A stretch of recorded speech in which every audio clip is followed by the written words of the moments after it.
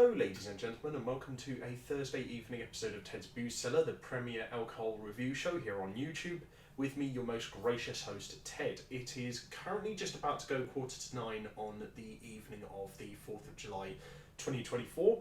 So to everyone who voted in the British voting polls today, let's see how that turns out. It's going to be a wild one, I'm pretty sure. And as for everyone in the States or any of my American viewers who are celebrating the 4th of July today, happy Independence Day. So yeah, congratulations on winning your independence from us. Yeah, we're still not salty about it. But no, the 4th of July is a massive holiday, and it is a seminal and I would say almost sacred kind of holiday in the American calendar with how much it is celebrated over there. And for understandable reasons, it's a seminal holiday, absolutely. So yeah, to everyone who's celebrating the 4th of July today, go USA, and hope you have a wonderful day. But today we're going to be taking a look at a beer that was requested to me by some of my mates at work, and I've got to say it's definitely one that's kind of right up my kind of street. Obviously I do try to branch out and try different types of alcohols, which I'm going to try a few more types throughout the rest of the year, or at least review some types of drinks that I haven't reviewed in a while. But principally, obviously, I do mainly review beer, and so my mates recommended to me an IPA from Brewdog, and I was thinking, well, that's nothing new. I have reviewed something like that before, but they pointed out that Aldi have a partnership with Brewdog where they make the Aldi IPA, or the ALD IPA, which is a funny little play on words of the word Aldi, which is obviously the name of the supermarket chain, and IPA, the abbreviation for Indian Pale Ale. So yeah, it's a nice little play on words there. It's somewhat humorous, and yeah, it fits quite nicely. And I do like the fact that they've given the can the art design, obviously, of a Brewdog drink, but they've obviously given it the colour scheme of the Aldi branding, which actually kind of mixes really well. This is actually a really handsome looking can. I don't know about you guys, I think I quite like this. I actually think this looks really good. Yeah. No, this looks nice. Yeah, I will give the design of this can a 9 out of 10, just because, again, there's something about the design of Brewdog cans that I'm not sure about, but honestly, this looks great. Yeah, slightly sort of darker, not quite chromium blue, although it's got a bit of a sheen to it, outlined with, you know, yellow and gold writing, and some lightly teal-ish or sky blue kind of writing in there as well. It looks great, honestly. It looks really nice. So yeah, design of the can is a solid 9 out of 10 here. That's really, really lovely. I also just wanted to point out as well that on Aldi's website it does say that a 4-pack of these is £4.99, which for a 4-pack of 330ml beers that is 4.5%, that's pretty good. I think that's really good value for money. But let's have a sniff of this in the can, see what our first impressions are like. Now, I did recently get over a cold, so my sense of smell might not be 100%, but it's clear enough to me that I'm getting a sense of papaya in here.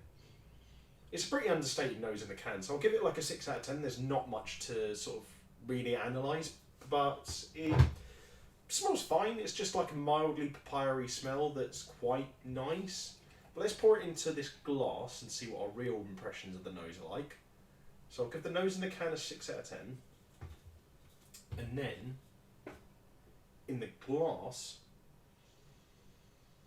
yeah, it's just much the same really. It's just a straightforward papaya-y kind of smell, but it's got a bit more room to breathe here. So in the glass, it's like a 7 out of 10. It's not the most striking nose in the world, but it smells nice. Yeah, it smells nice, yeah.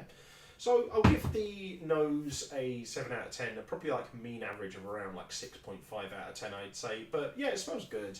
So anyway, quick palate cleanser of water before we see what this sucker really tastes like.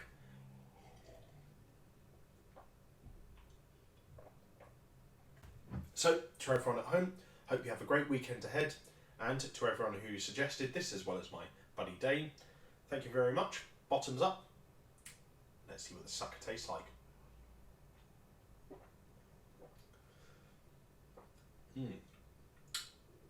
Immediately, it's a lot nicer than the Brewdog Punk IPA from Brewdog. Yeah, this is definitely a lot nicer than that one for sure.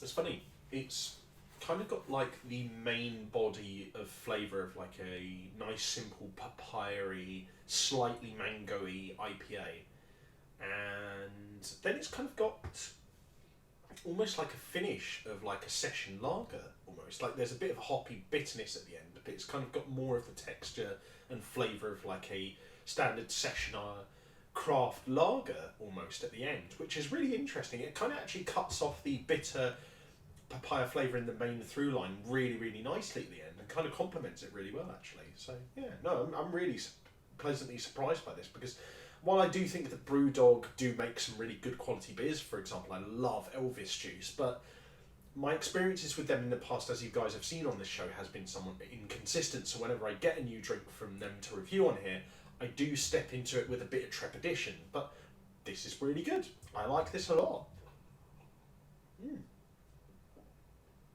Yeah, much better than Brewdog's Punk IPA. That bitter sort of muddled feeling you get at the end with some IPAs is not a problem here. This is, for me, the best IPA for first-time IPA drinkers. Like, it really, really is. If you're thinking of getting into IPAs for the first time and you just want sort of like baby's first steps IPA to kind of get you used to it, this is absolutely perfect for that. But even beyond that, it's just got a really nice flavour that I think even some more seasoned IPA drinkers can really enjoy. For seasoned IPA drinkers, I think this would suit really well as something when you want to drink an IPA that's not as perhaps, you know, heavily engaging in terms of like what kind of like mental thought you have to put into analysing it. But you just want to sit down with a beer and enjoy it, but you might not necessarily want a lager or a brown ale.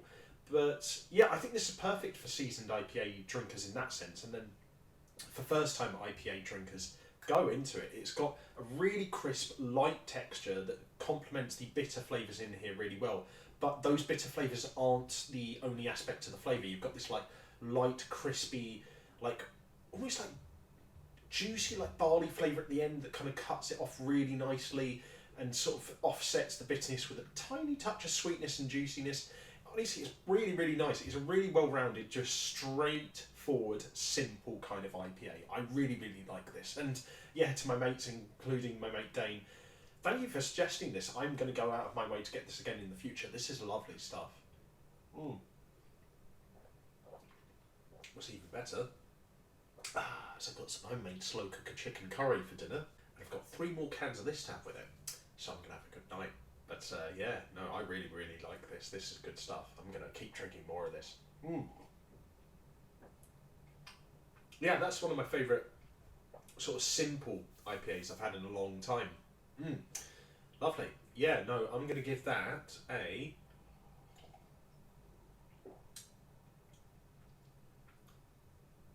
I'm going to give it a...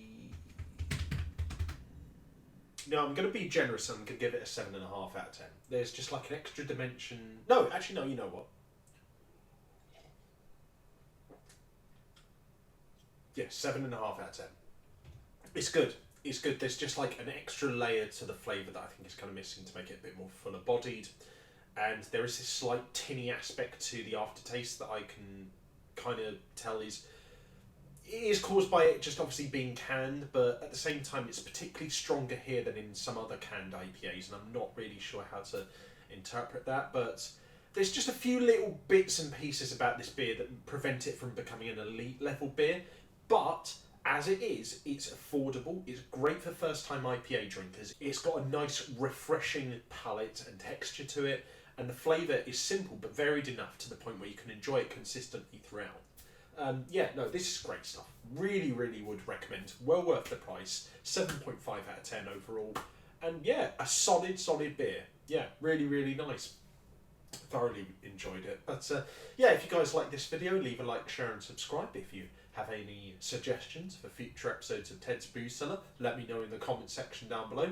The documentary on the history of San Miguel will be coming out in some point in the next, I'd say like 1.5 to 2.5 weeks, and then the history of Carling video, that will be coming out probably about 2 to 3.5 weeks after that, so do keep an eye out for those. But anyway, until next time, have fun, stay safe with whatever you're doing, don't do anything I wouldn't do, wash your hands, drink responsibly, know your limits, check out my social medias in the YouTube video description down below, and leave a comment if you have any other ideas to suggest at all. But until next time, have fun, stay safe, and I'll see you guys at the bar next time on Ted's Booze Cellar. Bye bye for now. Oh, lovely stuff. Nice.